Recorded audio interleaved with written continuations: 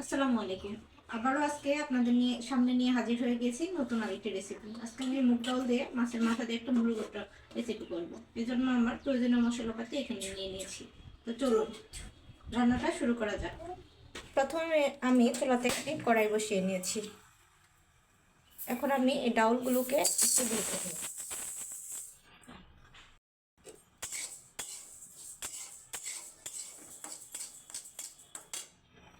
চুলার আঁচটাকে আমি মিডিয়াম থেকে লোতে রেখে এইভাবে ডাউলগুলোকে ভেজে নিবে।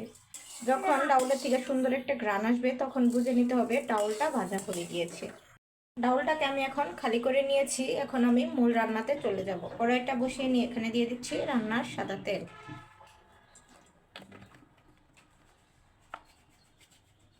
প্রথমেই দিয়ে দিচ্ছি ফোড়নের জন্য দুইটা তেজপাতা,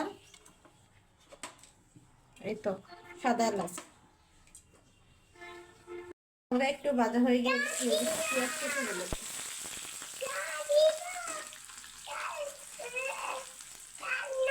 পেঁয়াজটা ভাজা হয়ে গেলে দিয়ে দিচ্ছি হালকা একটু পানি। এখন আমি বাকি মশলাগুলোকে অ্যাড করব।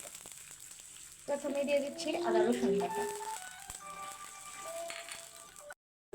এখন আমি এখানে দিয়ে দিচ্ছি আরো পরিমাণ মতো হলুদের গুঁড়া, মরিচের গুঁড়া, লবণের গুঁড়া। মশলাটাকে একটু সময় নিয়ে খুব সুন্দরভাবে কষিয়ে নেব। এই তো মশলাটা খুব সুন্দরভাবে কষানো হয়ে গিয়েছে। এখন এখানে দিয়ে দিচ্ছি মাছটাকেও আমি একটু নেড়ে চেড়ে নিচ্ছি। তারপর একটা ঢাকনা দিয়ে ঢেকে এটাকেও সুন্দরভাবে কষিয়ে নিচ্ছি। মাছটাকে কষানোর জন্য এখানে অল্প একটু পানি অ্যাড করে দিচ্ছি। এখন এই মাছটাকে খুব ভালোভাবে কষিয়ে নেব। তো মাথাটা যখন কষানো হয়ে যাবে ওখানে আমি দিয়ে দিচ্ছি ভেজে ধুয়ে রাখা ডাউলগুলোকে। ডাউলটাকেও আমি একটু কষিয়ে নেব।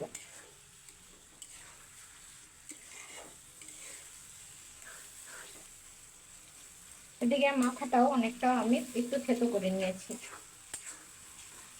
এখন ডাউলটা এদিকে কষানো হতে থাকবে।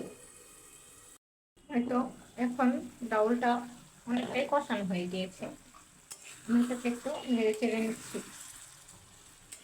যেহেতু ডাউলটা আগের থেকে ভাজা, তাই একটু পর পর ঢাকনাটা খুলে নেড়ে চেড়ে দিবেন, না হয় ডাউলটা লেগে যাওয়ার সম্ভাবনা থাকবে।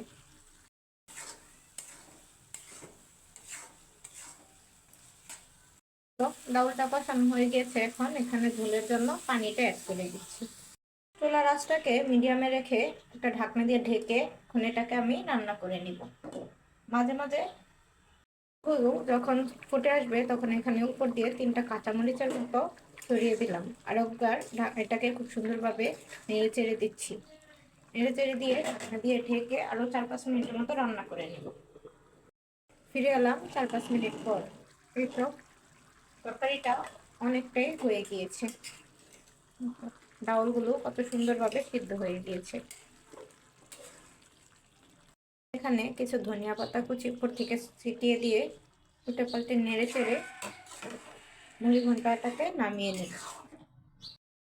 এই তো তৈরি আমার গরম গরম ডাউল দিয়ে মাছের মাথা দিয়ে মুড়ি ঘন্ট।